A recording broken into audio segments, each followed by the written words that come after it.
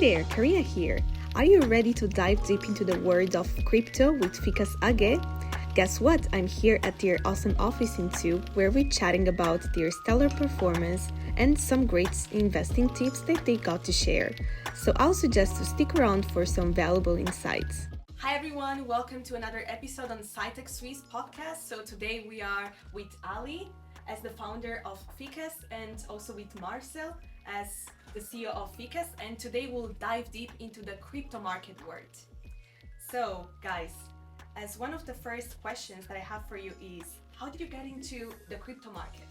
What is the main drive behind that? Do you like to explain? It's very Hello everybody.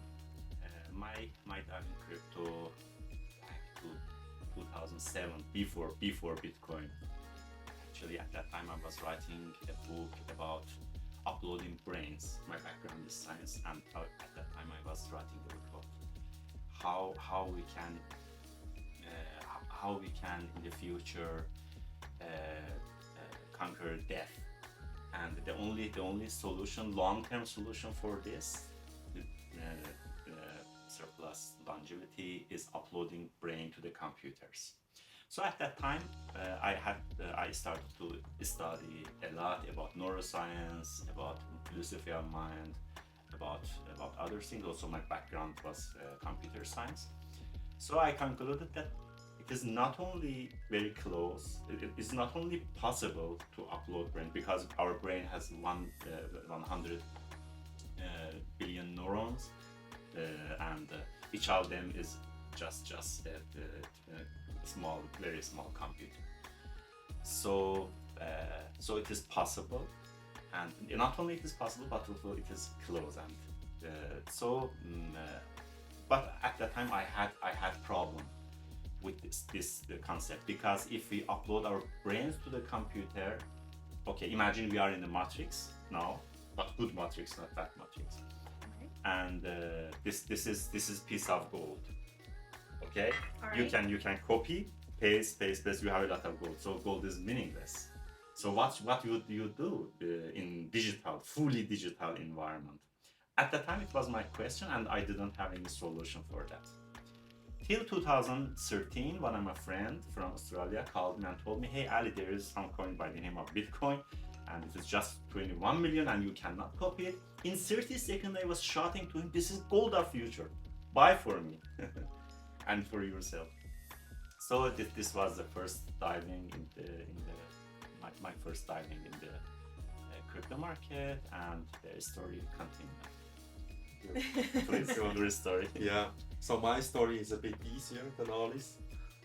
My brother is like an IT genius, and he started Bitcoin mining in the early days, like in 2015. And we were living together. And he had these mining devices in his room. And I was like, "Hey, what's this thing?" And then he introduced me actually to Bitcoin, explained me the concept of it. And for me it was a big surprise, because our banking system is always T+1. So if you transfer cash from one bank account to another, it always takes you like 24 hours. And when he explained me that the adoption could be much faster. I mean, there is technology where you can transfer money within seconds with a smaller fee. It was quite impressive for me. And then I learned about Bitcoin, and one thing was very clear at the start. So you had no expert. In 2015-16, there was no expert. So if you were asking your banker, they had no clue about crypto. So I was like, there is a big gap of knowledge, and I was so interested. So I was like, hey, I could be one of the experts, and that was basically the deep dive into crypto when I learned about it. Excellent. That's a great answer. And what do you think that it's the sentiment of the crypto adoption in the Swiss market, and why is the Swiss market so special about crypto? So regarding the sentiment, I think for people it's still difficult to understand. The technology, it's not so easy.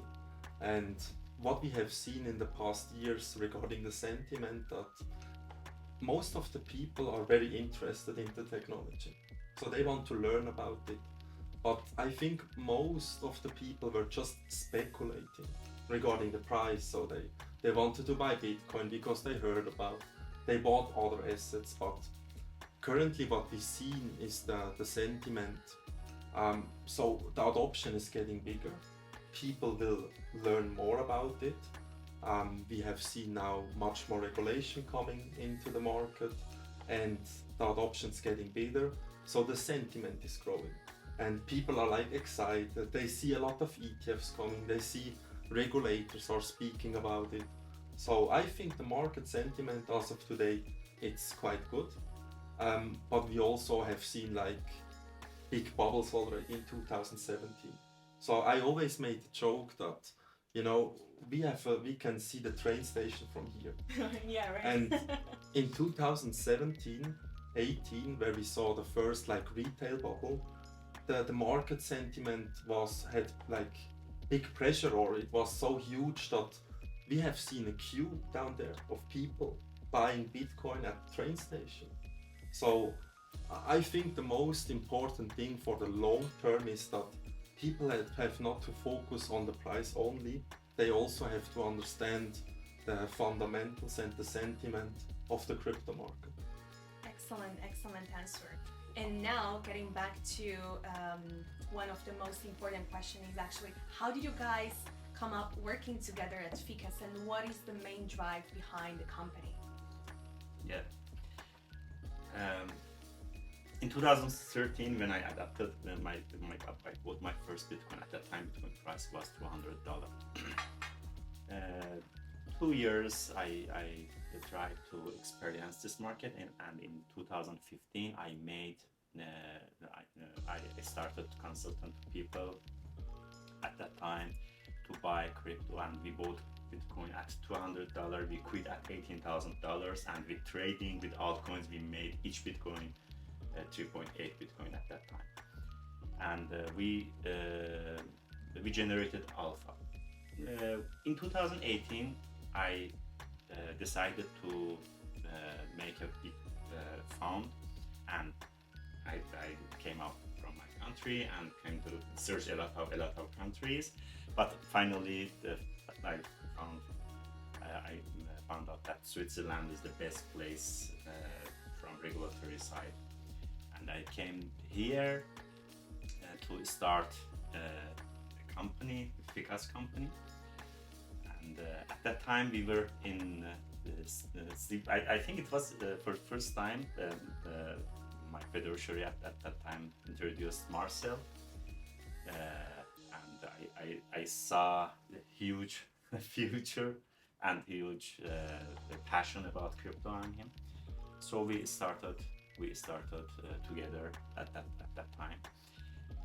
And the reason behind FiCAS, you know, we tried at the time to make bridge between traditional market and crypto market, because crypto is technical. It has, you should know a lot about the technical affairs behind. You should know a lot about asset management. So I found this company for handling this, to help normal people, traditional people, to come to the market. And we try here to manage the risk. There are a lot of risks in crypto market, you know, and one of the biggest risk is custodian risk.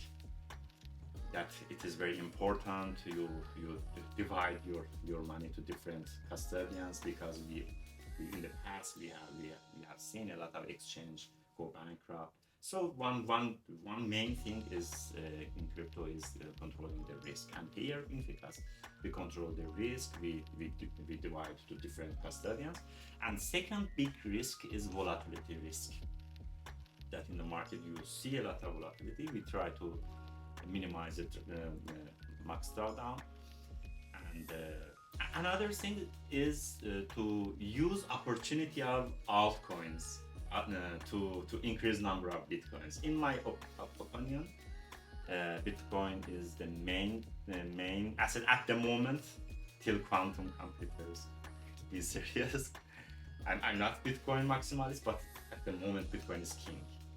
So the reason we buy altcoins to increase number of bitcoins.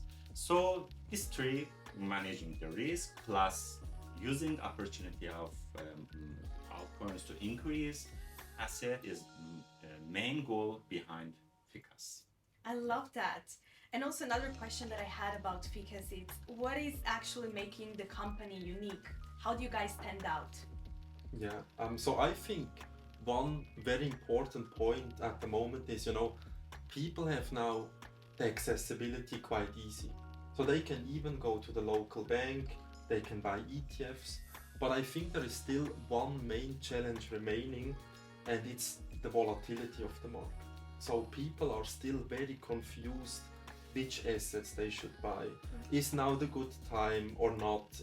At which price should I sell? So what is the expertise? So what we did is basically we launched a first actively managed ETP. So it's an exchange traded product that can be bought at the 6 Swiss exchange. So it's a very traditional product for the people to understand it very easily, which gives them access to our expertise. So what we are doing is basically we give them easy accessibility, but we take care of all the risks that Ali mentioned previously. So it's like the market volatility, we safeguard the assets, we decide when to buy and when to sell. So we take basically the decision of the clients when they should buy or sell the assets. And I think that's a great USP for us. So we offer to the market a simple product, and we manage all the risk associated to the crypto market. That's an excellent answer. And another curiosity that I had is probably what is like the integration of crypto and traditional banking? Are there any challenges there that you may see? Yeah, so I think from a regulatory point of view, we are in the market since many years, and I think it was quite difficult for banks to implement crypto because of the lack of rules. So there was no adoption from regulators, and what we have seen in the last year, so I think Switzerland was always at the forefront. So when Ali joined Switzerland in the early days, we had already regulation in place here in Switzerland. So there was certain rules regarding KYC AML and certain rules about custody trading. So it was already like quite clear how to structure a crypto company. Still, you had a big lack from the regulation for banks. So basically, banks, they don't want to have the crypto risks yet, And what we have seen now in the past years was actually a huge adoption on the regulation. And once the ETF got approved, it was a win for all the crypto space, because now the regulation is set, and I think each country has to adopt the regulation. And so in Switzerland, you have seen just in the past weeks that even a very traditional Swiss bank like PostFinance made now an offering for crypto. So in general, for the space, this is amazing. Yeah. Become a part of the fastest growing world-class podcast of all time, Sci-Tech Swiss. With over 100,000 monthly views, Sci-Tech Swiss is making waves in the world of podcasting. Karina, over to you. Become a sponsor for the next episode, or we produce one for you in our professional studio. Find us on premierswissmedia.com. Yeah, that's a good one. And when it comes to investment strategies? Yeah, good question. So, in the traditional space, basically what you are doing is you are creating a risk profile on the person. So like, what kind of risk do you want to take? And I think you should have the same approach in crypto. So, in the space, you can invest in very risky assets. You can invest in like the blue chips, like Bitcoin and ETH. And for for investment strategies, you have so many different things. What we are doing is basically observing a lot of risks associated with volatility, where to custody, and what is always a good strategy and what people should understand, it's they should also look at the sentiment. They should look at the fundamentals of each crypto asset. Like, will it survive for the next 5 to 20 years? And also important, they should basically review the team, the use case of the protocol, and they should also learn about crypto when prices are low. I think, that's the biggest issue with most of the people, that they are jumping on a train that is already running. So they are not really interested into the technology. They are more interested in, I want to be rich quite soon. Yeah, So yeah, that's right. very fast. I'm investing in a risky asset class, but I think that's a big issue. People should learn about the fundamentals of each crypto asset and then make a decision about it. Yeah, that's a great answer. And what about the use cases here?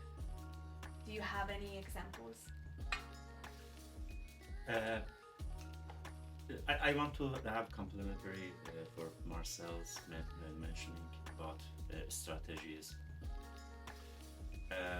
For people who don't have any clue about crypto, okay, we try to make asset management for them. But if they want to manage their assets, the best way, first they should increase their knowledge.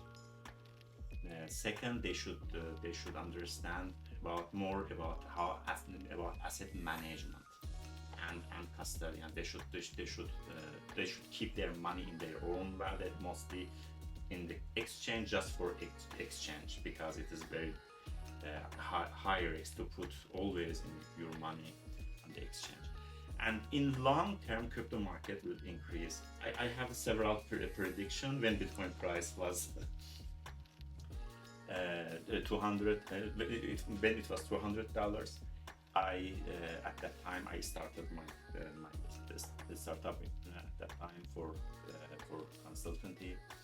When Bitcoin price was $700, I predicted that it will be 4,000. From 20,000, I predicted it will come back to $3,000 for the end of 2017. And from $3,000, I predicted that end of 2021 it will be, in 2020 it will be 20K. It happened. The other one, end of 2021, I predicted it will be 200K, but it went to 69K. This market is growing gradually, but with a huge amount of volatility. So just thinking long term, and try to understand the philosophy behind the market, and don't put all of your money in this investment, because if you put all of your money when market go down, you will be scared and you will sell and you will lose your money. So the main strategy here for persons that don't want to use asset managers company is long term with some portion of their money, and mostly at the moment on the Bitcoin investment on the Bitcoin, and some partial amount in altcoins also. This can be good strategy. Otherwise, they can use asset managers like FiCAS. Yeah, that's a great answer. And another curiosity that I had, just watching the charts, is how are you guys outperforming the market? What are other strategies that you may consider? So you have several options to outperform the market. One of them is basically we can sell at any time. So if we see the market is overloaded, we have also two options to go into a cash position or hedge against our position. Second thing is we can trade Bitcoin against so-called altcoins. So we can rebalance also the portfolio at any time. So what we are doing is we are observing the market on a daily basis, and we make in the end a decision. So should we rebalance to cash? Should we switch into any other asset? Or should we buy even some assets that are not in the portfolio yet? And with a mixture of these three main points, we are outperforming the market. So what we have on our products, so we have different products, and we always list the benchmark. So for example, in one product, in the ETI, we have the benchmark, the top 30 assets by market cap. So we are benchmarking, we want to beat the performance of the top 30 assets, which is, by the way, a huge challenge. So I mean, just imagine you are conquering against really the top assets. And so what we are doing is we are trading in the environment and we are rebalancing, going into cash and trade the assets. Yeah. Yeah, that's a good one. And also going back to you, Ali, what is the correlation with AI? Because you have a background in computer science. Yeah, this is very interesting question. We should back to the philosophy of crypto. Why zero and why one is important, and it's not tangible. How zero and one can be valuable. For this, there are three approach. One is what is the philosophy of money? Why should this just paper bill should have value? Okay, the reason is at that time, a long time ago, when it was the gold standard, government promised that there is some gold behind this paper they print out, but they finished at Burton at 1971 after Nixon quit the Bretton Woods. Everything finished, and they printed the money. And so crypto is just limited to 21 million, and nobody can copy it. So inflation here is in the long term zero. So this is one approach. Another approach is about I mentioned uploading brain, and we human being is gradually immigrating to virtual world. I can tell 20 years from now, if anybody managed to be alive in next 20 years, he can survive forever, live young, healthy, beautiful in virtual world. Okay, so this is the future. In 2007 I saw this future, and that's why I jumped on crypto. So this is one approach. And another important approach why crypto is blockchain actually is important is the problem with power. If you go to the history, all disasters human being had was about failing to manage power and centralized power. Still we are struggling with this problem in a lot of dictatorship countries, also all around the world. We have still we have one empire of United States. So plus AI is coming. This is very important. Power tends to corrupt, and centralized power, absolute power, absolutely corrupts. This is the sentence that I don't remember the name. He mentioned this sentence, and it is so true. And here the problem is AI is coming, and what's happening what will happen in the future? You know, democracy is in danger. Democracy is not like nobody guaranteed democracy. It's still fragile. What is the philosophy behind democracy? Why we have democracy, for example, in Switzerland? Because people can go to strike if something go wrong, and some people don't like something from government. They can go to strike. Because they have power. Why they have power? Real power, not just let's have democracy. No, it's not correct. People should have real power, and real power of people comes from their job. Okay, they can go to strike because they have job. And why people have job? Because of this processor, meat processor, carbon processor. Okay, 100 billion neurons. And AI is replacing this processor. AI will be much more stronger than this. But it won't perform human brain, right? I mean, I really hope that it won't outperform human brain. Yeah, otherwise we are, in a huge First, disaster. AI will do this because AI have a lot of transistors, much more than 100 billion neurons we have. Also, each neuron we have a lot of synapses, one body cell, and then an axon, and it fires 0 and 1. Activation function in brain is 0 and 1, but activation function in AI can be sigmoid function, can be analog. So AI, if we upload our brain to the computers, we will never be able to conquer the AI because it works in analog way, we work in digital way because all our neurons fire or not fire.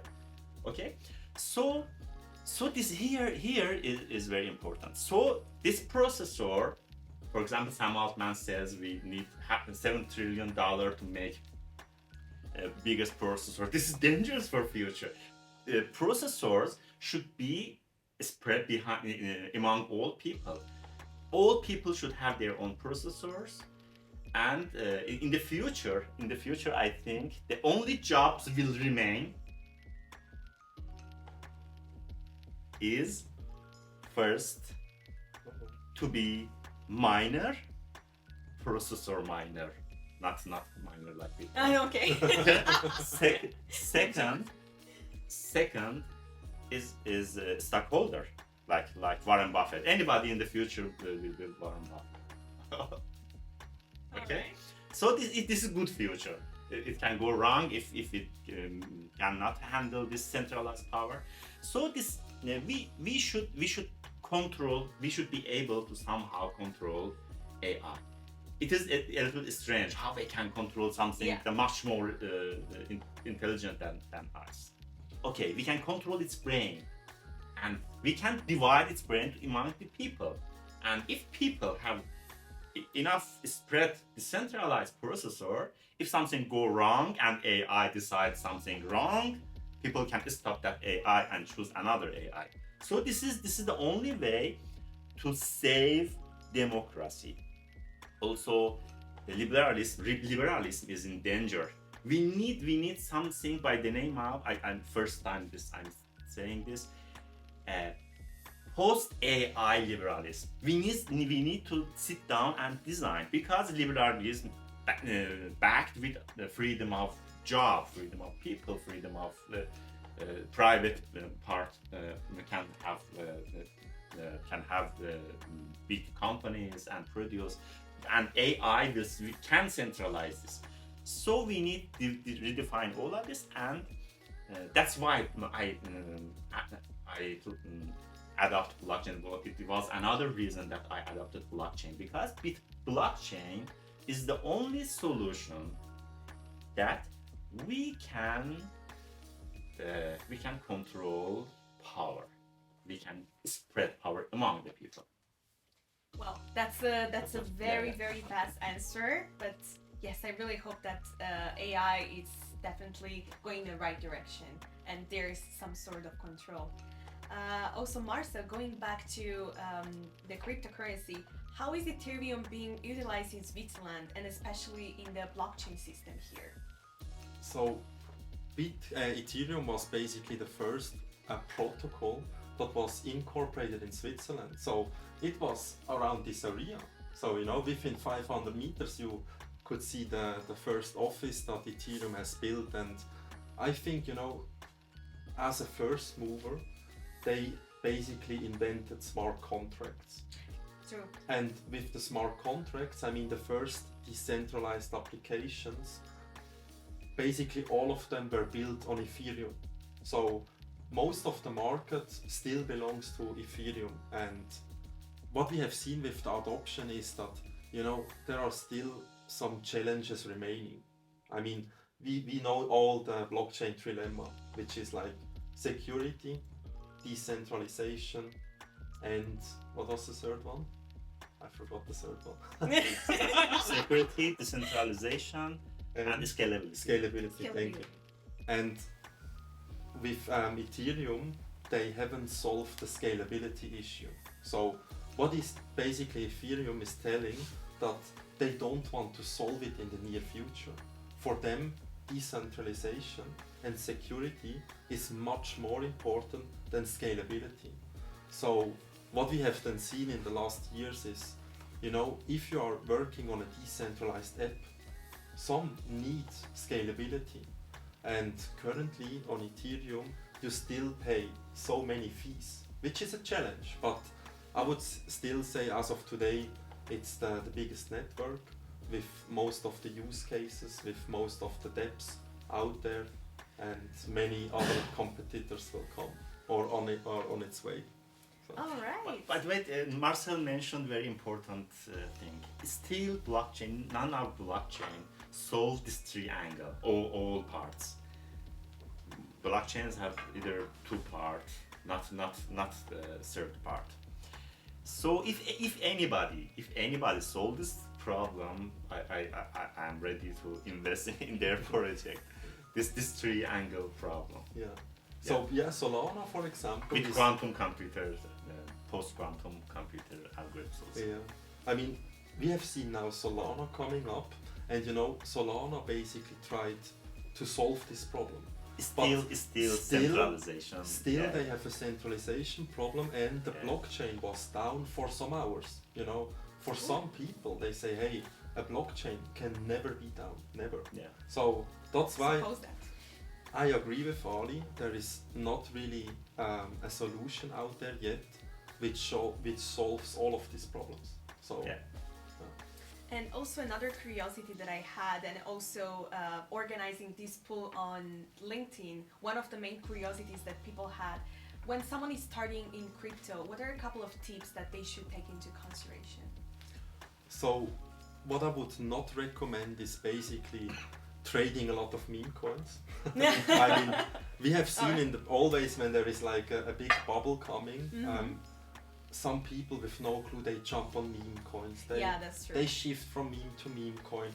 They can buy it, but so small. I don't say it doesn't work, but it's more riskier. And I think one important message to tell is they should diversify the assets.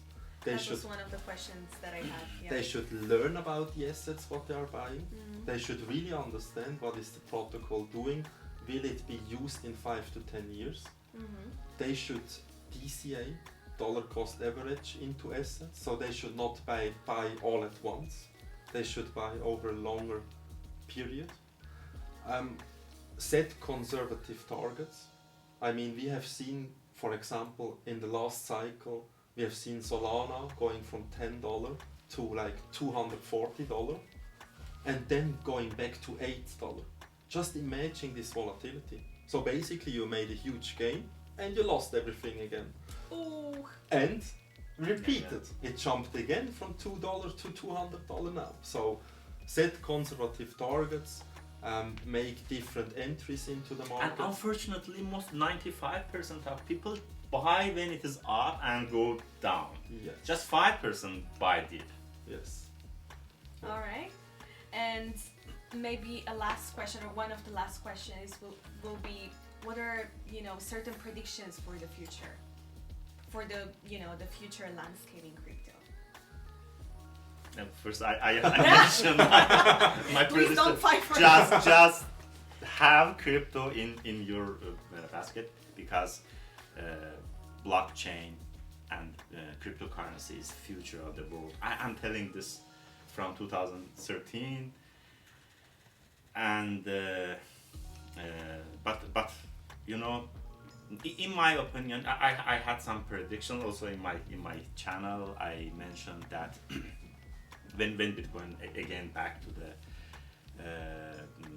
18,000, I mentioned that we are going to see the bottom, and at $28,000 I mentioned that it is end of 2025 it will be minimum 120k. Okay, On Bitcoin. on Bitcoin, yeah. Okay, disclaimer, you want to do Disclaimer. yeah, this is not advice, financial advice, and it can go if ETP is a huge driver here, because every 4 years we have halving.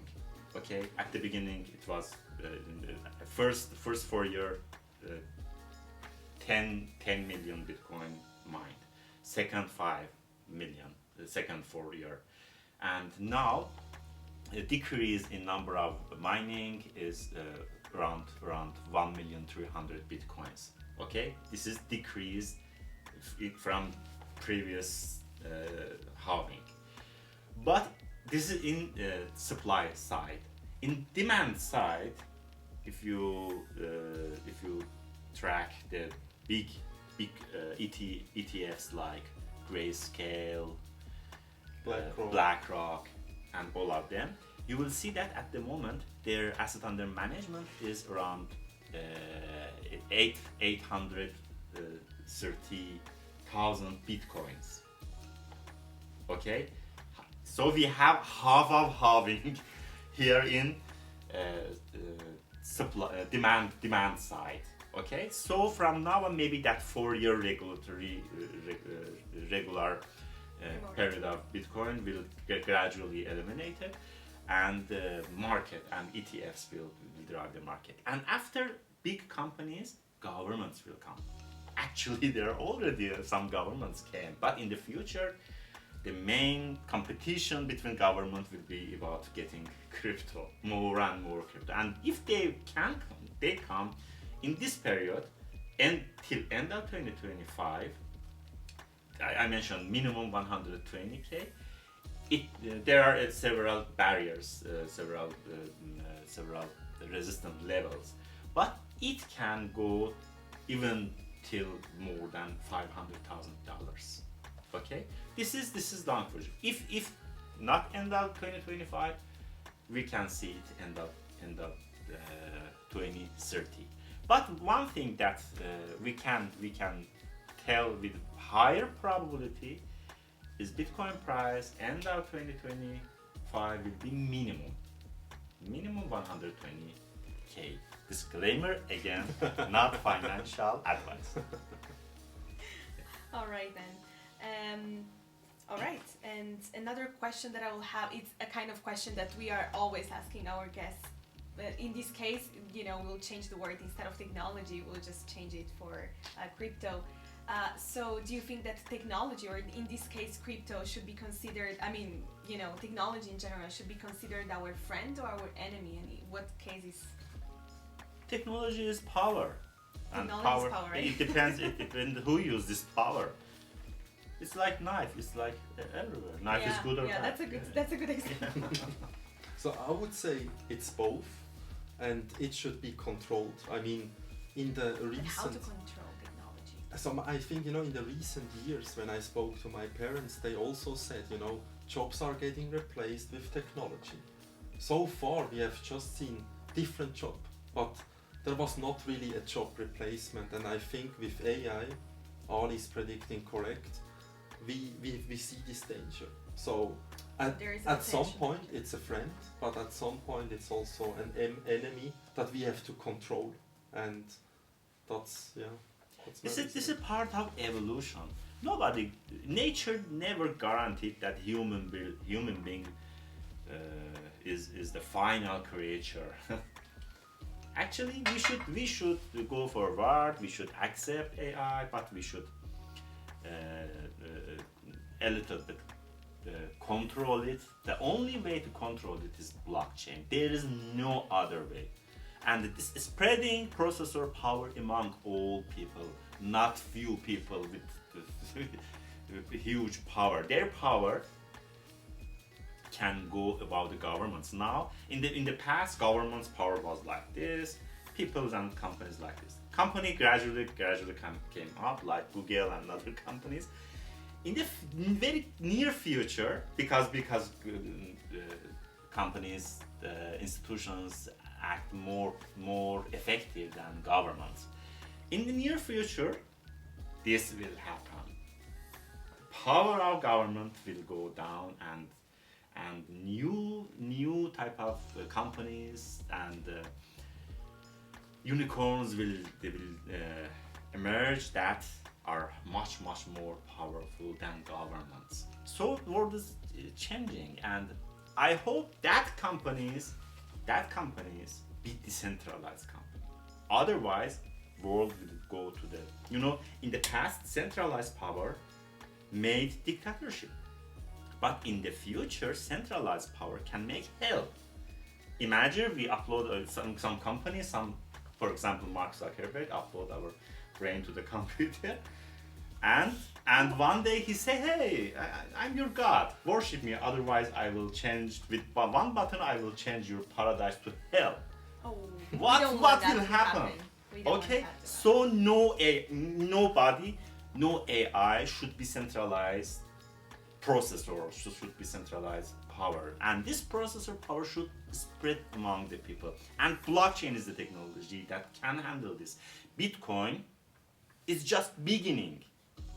In the future, at the moment I don't see that blockchain, but in the future we will see some blockchains that solve this triangle problem and make some big government on that by the name of Federation of Earth, spread the power before all people and control any AI. This is I think this is the future that we can handle this very important time of history.